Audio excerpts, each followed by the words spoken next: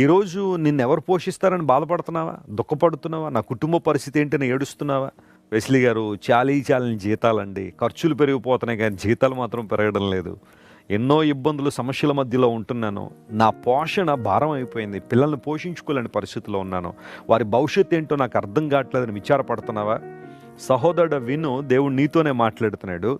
నీవు ఆయన వైపు తిరగగలిగితే, క్రీస్తు ప్రభు యందు విశ్వాసం ఉంచగలిగితే, దేవుణ్ణి నీ రాజుగా, నీ ప్రభువుగా నీ హృదయంలో ప్రతిష్ఠించగలిగితే, దేవుడు వాగ్దానం చేసిన వాడు నమ్మకమైన వాడు గనుక శ్రేష్టమైన గోధుమలతో నిన్ను తృప్తిపరుస్తానని, నిన్ను పోషిస్తానని దేవుడు వాగ్దానం చేస్తున్నాడు. నేను కేవలం భౌతిక సంబంధమైన గోధుమల గురించి నేను మాట్లాడడంలా. దేవుడు శ్రేష్టమైన దీవెనలు, శ్రేష్టమైన పోషణ, నీకు కావలసిన శారీరక, మానసిక, ఆధ్యాత్మిక పోషణను ప్రభు నీకు ఇస్తాడు. ఆయన మన పోషకుడు. చింతపడద్దు, అధైర్యపడద్దు. ఏమి తిందుమా, ఏమి త్రాగుదుమా అని చింతపడుతున్నావా? ఏమి ధరించుకుందుమా అని చింతపడుతున్నావా? మత్తయి సువార్త 6వ అధ్యాయం అంతా జాగ్రత్తగా చదవండి. యేసు ప్రభు క్లియర్గా చెప్పారు, మీరు దేని గురించి చింతపడద్దు, దేవుని రాజ్యాన్ని, ఆ నీతిని మొదట వెతకండి, అప్పుడు అవన్నీ మీకు అనుగ్రహించబడతాయని.